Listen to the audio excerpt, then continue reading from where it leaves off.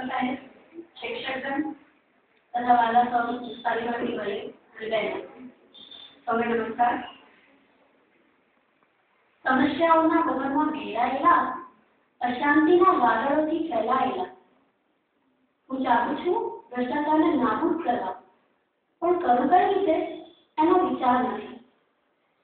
આજે ભ્રષ્ટાચારને નાબૂદ કરવો છે, કઈ રીતે એ પણ ખબર નથી. બધા કહે છે કે સામાજિક પરિવર્તનથી થાય, પણ સામાજિક પરિવર્તન કરતા પહેલા જો સમાજના લોકો ઉપર કાયદાનો કડક અમલ નહીં હોય તો કેવી રીતે થશે? કાયદાથી ભ્રષ્ટાચારને નાબૂદ કરી શકાય છે. કાયદા દ્વારા લોકોમાં જનજાગૃતિ લાવીને લોકોના જનમાનસને બદલીને ભ્રષ્ટાચારને નાબૂદ કરવાનો પાયો નાખી શકાય છે.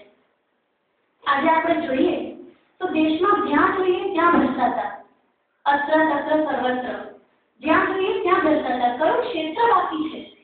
રાજકારણ લઈ લો, શૈક્ષણિક વિભાગ લઈ લો, રમતગમત ક્ષેત્ર લઈ લો, કે કોઈ પણ ક્ષેત્ર લઈ લો, દરેક જગ્યાએ ભ્રષ્ટાચાર છે. ત્યારે આપણને એમ થાય ભ્રષ્ટાચાર છે શું? તો ભ્રષ્ટાચાર એટલે આપણા પોતાના સાર્વજનિક હોદ્દાનો લાભ લેવા માટે વ્યક્તિગત લાભ ઉઠાવવો એટલે ભ્રષ્ટાચાર. ભ્રષ્ટાચાર એ એક એવો કિલ્લો છે કે જે આપણા દેશને અંદરથી ખાઈ ગયો છે. ભ્રષ્ટાચારને જો નાબૂદ કરવો હશે તેના ભારત દેશમાં કાયદાનો કડક અમલ થશે તો એ થઈ શકશે. ભારત દેશમાં દ્વારા કાયદાનો કડક અમલ લાવવા માટે કરીને 1981 ની અંદર ભ્રષ્ટાચાર વિરોધી અધિનિયમ છાપવામાં આવ્યો, જેના કારણે કરીને જેને પણ ભ્રષ્ટાચાર મળતો હોય કાં તો જે ભ્રષ્ટાચારનો ભોગી બન્યો હોય એ પોતાના વિચારો ત્યાં જઈને રજૂ કરી શકે છે અને પોતાને જે ન્યાય મેળવવો હોય એ ન્યાય મેળવી શકે છે. પોતાના મૂળભૂત અધિકારોનું જે પાલન ન કરી શકતો હોય વ્યક્તિ કાં તો એને એ અધિકારો ન મળતા હોય તો એ પોતાનું વડી અદાલત અને વડી અદાલતમાં જો એને ન્યાય ન મળે તો સર્વોચ્ચ અદાલતમાં જઈને પણ વ્યક્તિ ન્યાય મેળવી શકે છે. ત્યારે આપણને એમ થાય કે આ તો બધી કાયદાની વાતો છે, ખાલી ચોપડે નોંધાયેલી વાતો છે. તો ના મિત્રો, આપણે અત્યારે હમણાં રિસેન્ટલી જોઈએ જ છીએ કે ક્રાઇમ પેટ્રોલ સિરિયલ આવે છે, તો એમાં આપણે નથી જોતા કે પોલીસ કેટલું કાર્ય કરે છે? દરેક વ્યક્તિ જો પોતાના નૈતિક મૂલ્યોને જાળવીને કાર્ય કરશે તો ચોક્કસ કાયદાનો અમલ થશે. નહીં કેમ થાય? સમાજના લોકો દ્વારા જ કાયદો ઘડવામાં આવે છે ને, તો કાયદો જો અમલમાં લાવવો હશે તો સમાજના લોકોએ પોતાનું પરિવર્તન કરવું પડે છે અને કાયદો એ પરિવર્તનને જગ્યા આપે છે કે હા આ એ જગ્યા છે, આ એ પ્લેટફોર્મ છે કે તમે ત્યાં તમારો કાયદો છે તો એના પર તમે અમલ કરો. એ અમલ કરશો તો જ તમારો એમ કે વિકાસ થશે. તમને જે ન્યાય નથી મળતો એ ન્યાય મળશે. તો આપણને એમ થાય કે ક્યાં છે ન્યાય, ક્યાં છે કાયદો? કાયદાકીય રીતે હું કઈ રીતે ભ્રષ્ટાચારને નાબૂદ કરી શકું? જ્યાં જુઓ ત્યાં ભ્રષ્ટાચાર છે.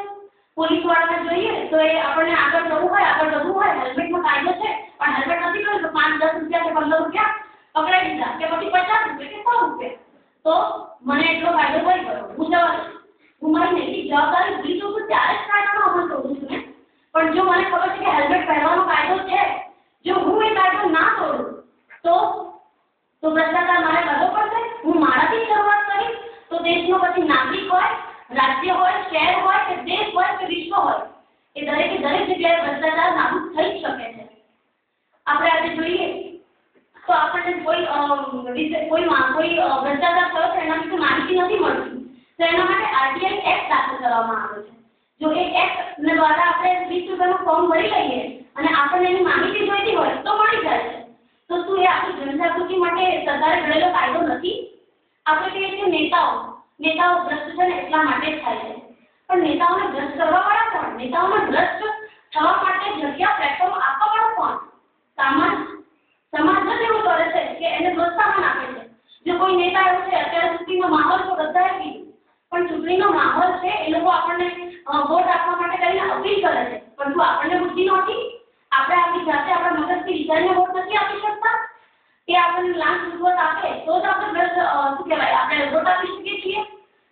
એટલે જો સમાજના લોકો જ પોતાનું આમૂલ પરિવર્તન, પોતાનો કાયદો પોતે જાતે લાવશે તો જ એ વસ્તુ શક્ય બનશે.